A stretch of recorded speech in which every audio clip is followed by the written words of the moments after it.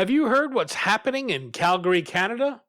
Home to some of the world's best researchers and innovators in life sciences, Calgary is advancing healthcare solutions to solve global challenges.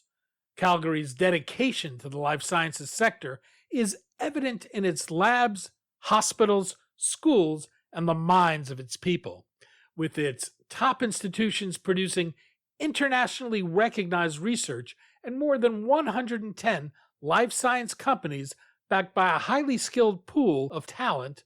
The life sciences sector is accelerating innovation in Calgary. If you're a bright mind or a bright company, Calgary is just the place for you.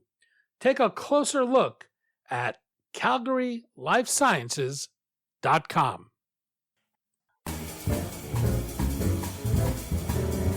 I'm Daniel Levine, and this is the Bio Report.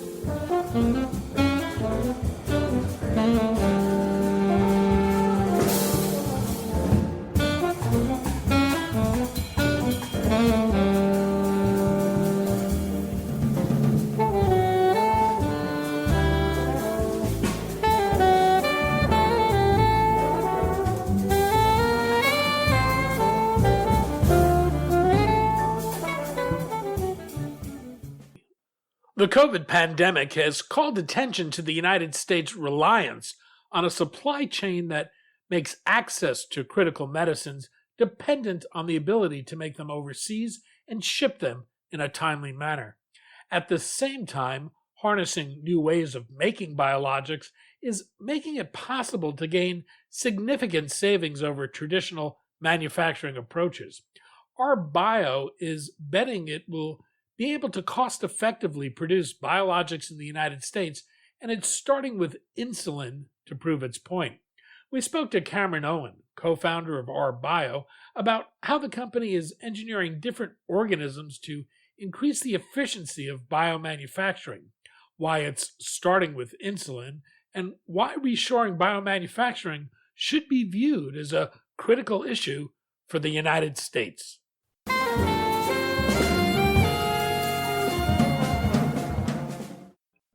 Cameron, thanks for joining us.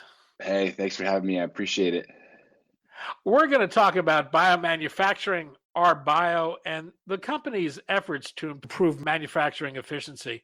One of the things from covering this industry that has always puzzled me is why there's so much focus on innovation in terms of the discovery and development of therapeutics, in the modality of therapeutics, but there seems to be very little focus, at least in the public eye, on innovation with regards to manufacturing. Why do you think that is?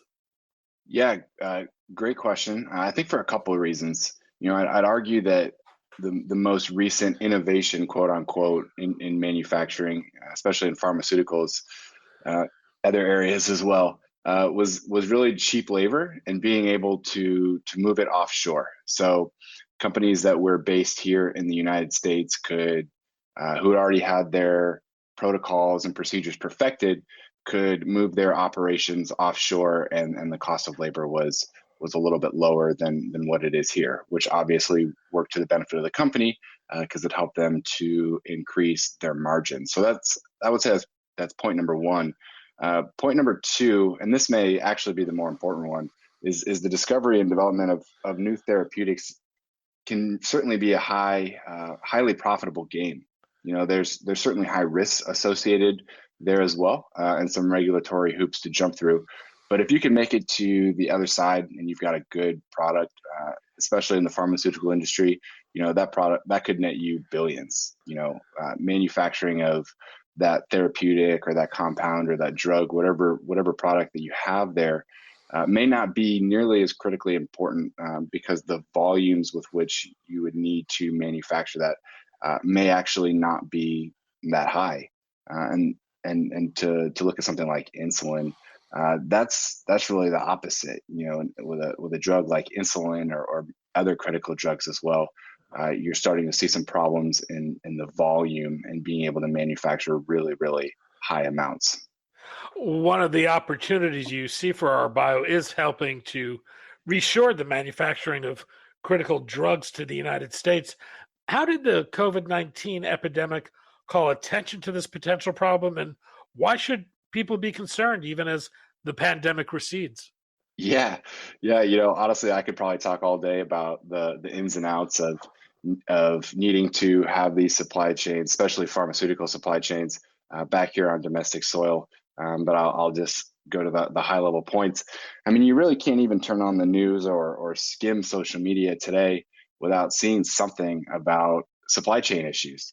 I'll actually refer to an article I read in the New York Times just a couple of months ago. I think it was in September. Said that of the top 100 pharmaceuticals that are used here in the United States, we have no domestic footprint there. So, I mean, I want you to think about that for a second.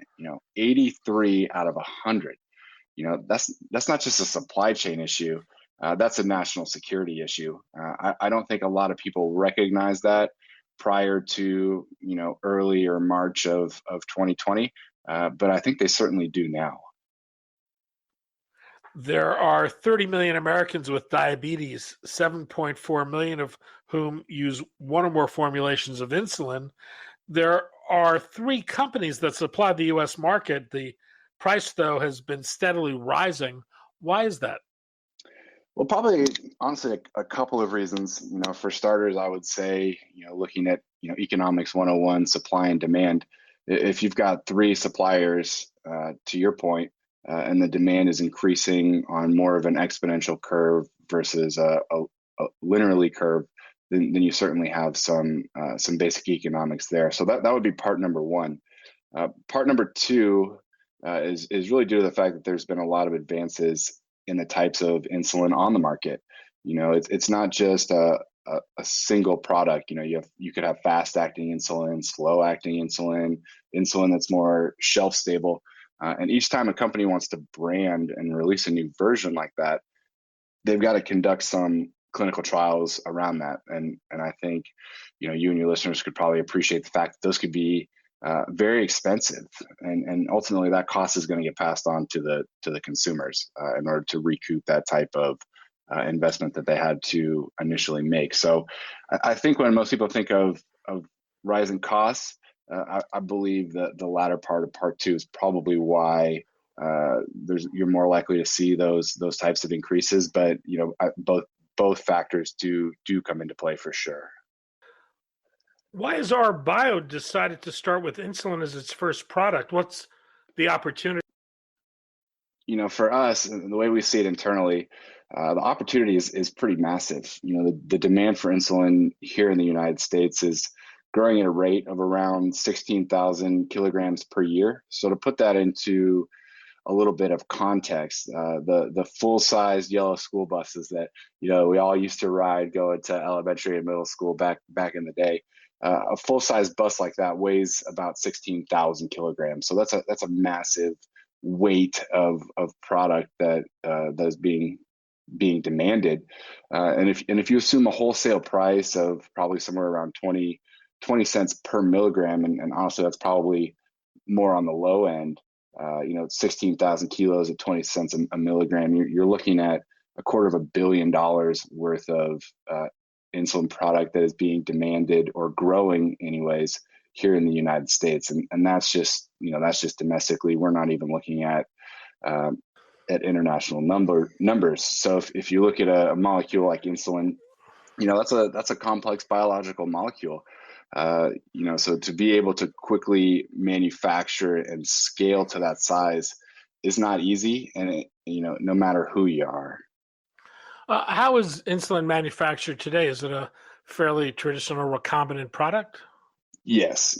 So very, very early on, you could harvest insulin from animal sources. You go to slaughter a pig, you go to slaughter a cow, you can harvest insulin from there. Now in the, I would say, early 80s, or at least just the 80s in general, recombinant technologies really started to emerge onto the forefront, and that's how it started to be made and is being made today.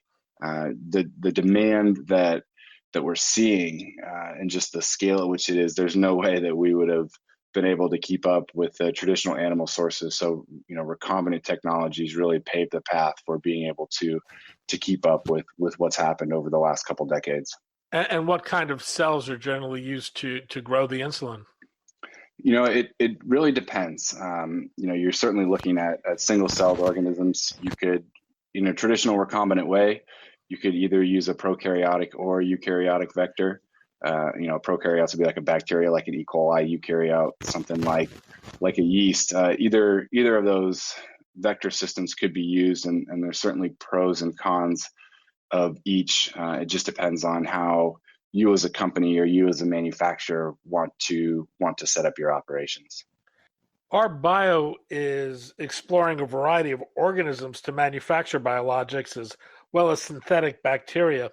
Do you know yet what you expect to use to manufacture insulin with? Great question. Great question. For us, we're looking at both and coming to that determination. So earlier this year, we got into a partnership with Washington University to test several different models, not just one or the other.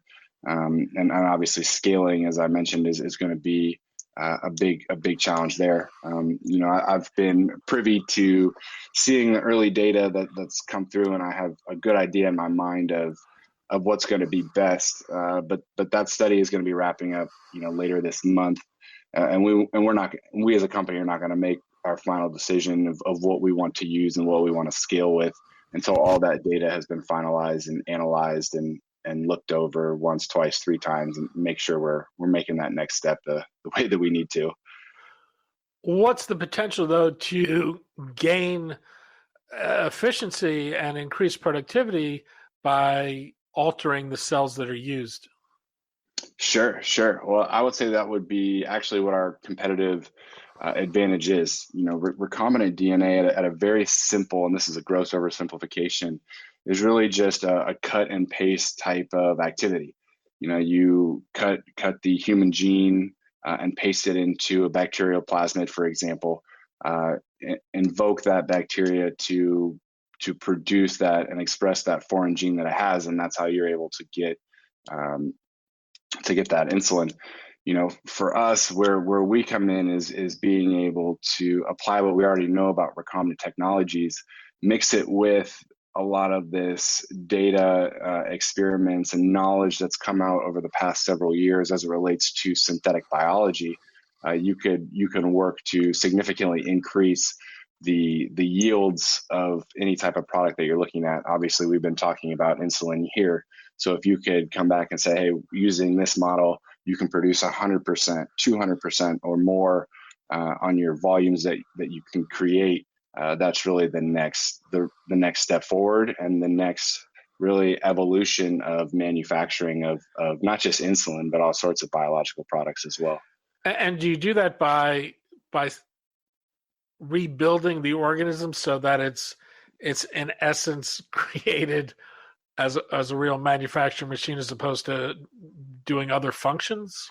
Yes. So I like to think and say that biology is the most powerful technology that's ever been invented. And for the past several decades, we've been figuring out what's there, what Mother Nature already put together.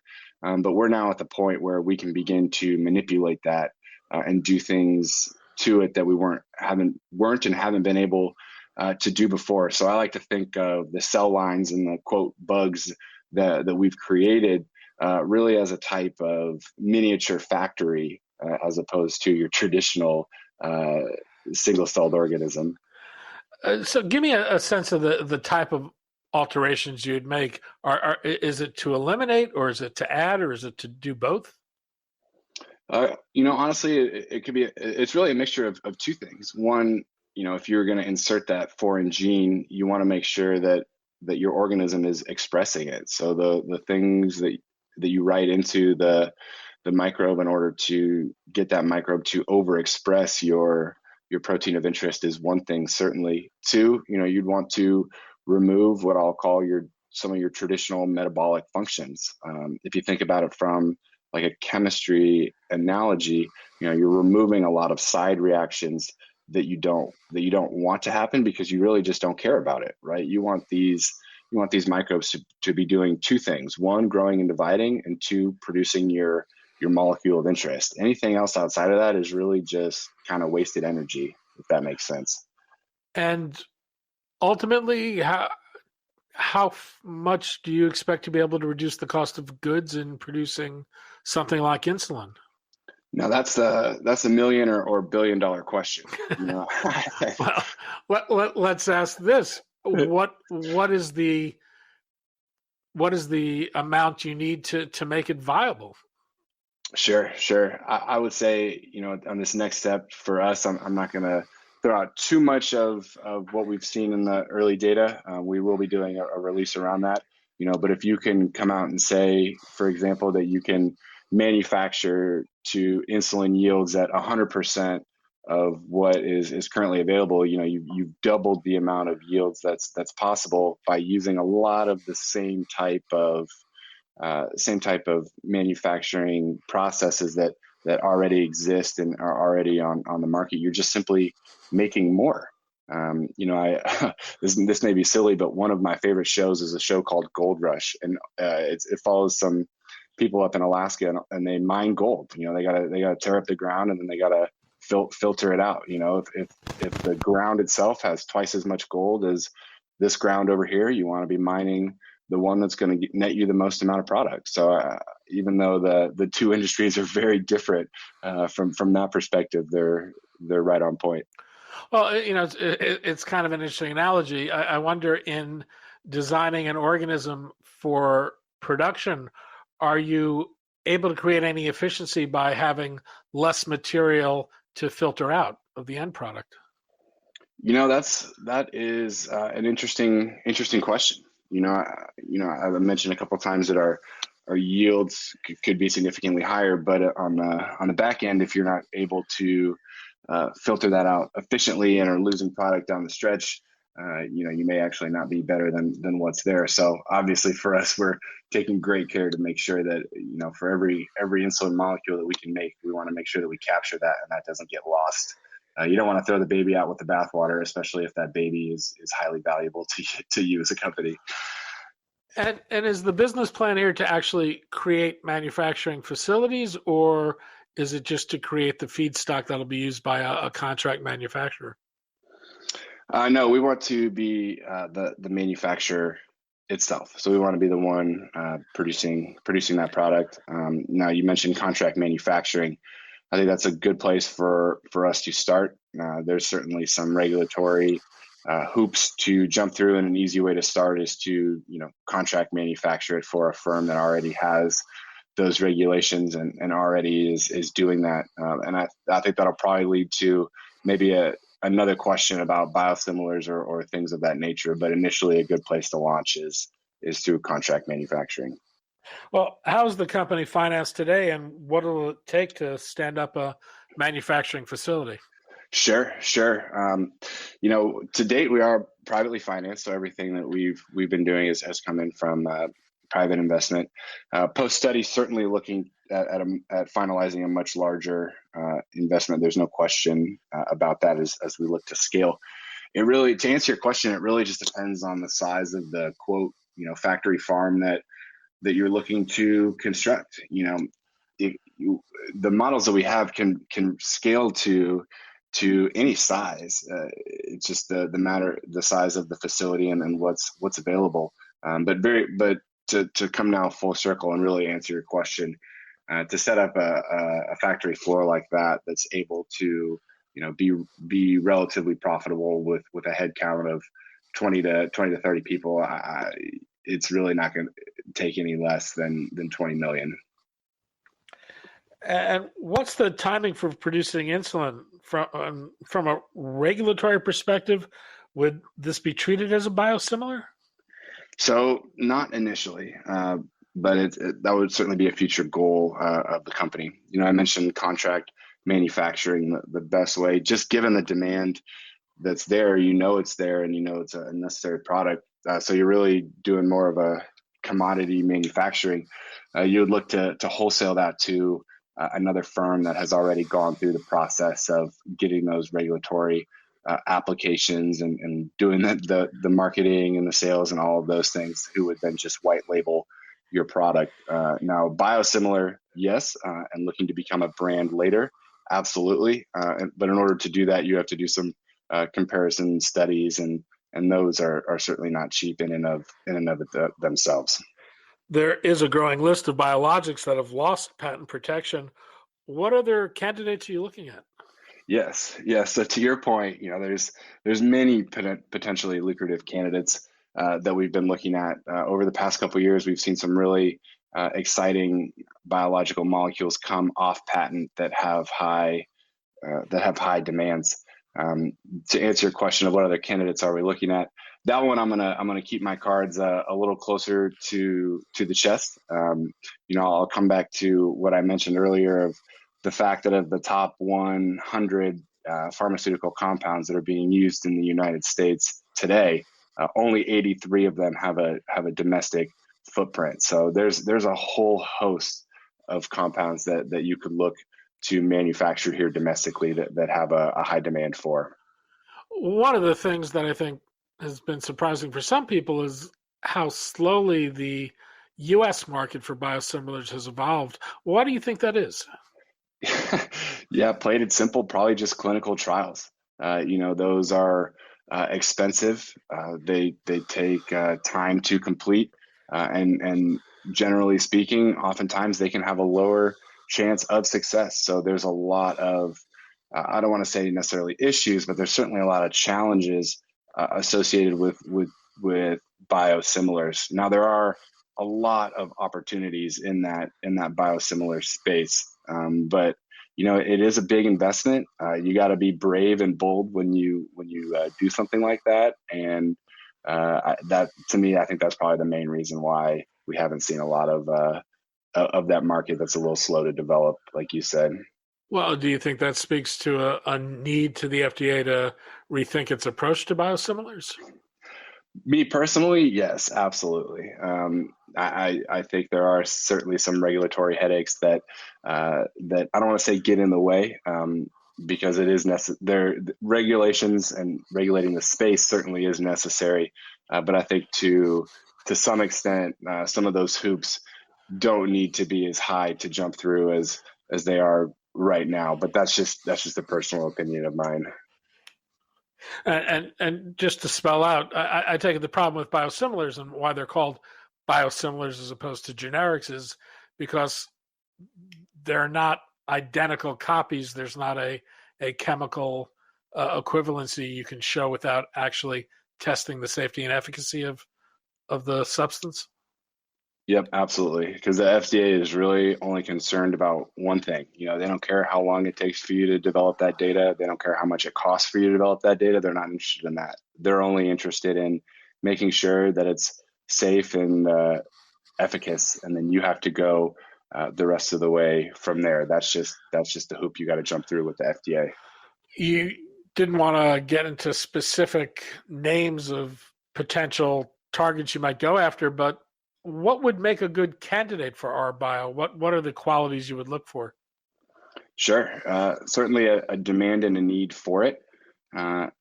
First and foremost, you need to have people that use it. You could manufacture compound X all day, but if compound X doesn't have a big market and there's not a huge need for it, then you as a business, you certainly don't want to invest a lot of time, energy, and effort into it. I'll actually make an analogy. If we as a company would have been a mature and a little bit bigger than what we are right now, early last year, when all of a sudden the demand for a biological product such as the spike protein on the coronavirus, every vaccine maker, every research institute, every academia all of a sudden shifted their focus on wanting to be doing this type of research in order to contribute to the common good and boost that knowledge. But the ability to manufacture a compound like that quickly and pivot that way was incredibly slow. And to get your hands on some of that protein, I would assume that it was probably going at the rate probably more expensive than gold. So for us, if we have that type of manufacturing capability and we can quickly pivot there, I think that's a good analogy of another good candidate that rBIO could pursue. I mean, any sort of biological products, things come, things go. There's they're cyclical. People all of a sudden want to do research on this, now they don't. 10 years later, now we're on to something else. It's a pretty dynamic market. I think the other issue with biosimilars is the disappointing savings they've created, something on the order of about 20% compared to the innovator product. Why don't we see bigger discounts on these substances? And is there an opportunity for rBIO to really move the needle on that through manufacturing efficiency? Oh, yes, definitely. So last month I attended the Assembia Specialty Pharmacy Conference. So I'll just do a little shout out to them. It was a great conference in Las Vegas.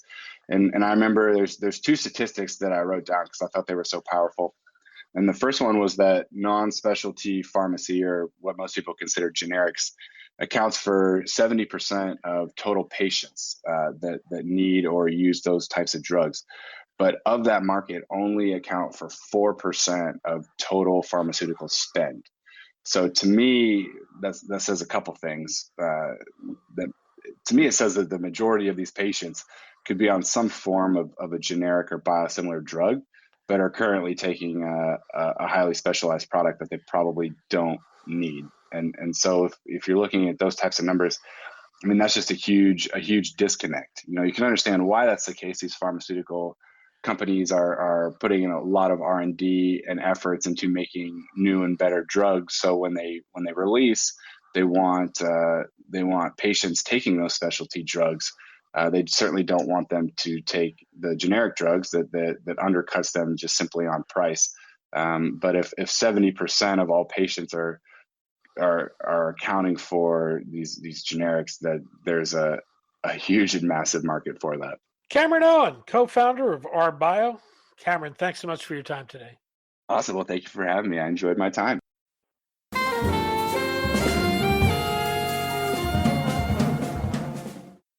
Thanks for listening. The Bio Report is a production of the Levine Media Group. To automatically download this podcast each week, subscribe to our RSS feed or through iTunes or other podcast manager. To join our mailing list, go to levinemediagroup.com. We'd love to hear from you. If you want to drop us a line or are interested in sponsoring this podcast, send an email to danny@levinemediagroup.com. Special thanks to Jonah Levine, who composed our theme music, and the Jonah Levine Collective, which performs it.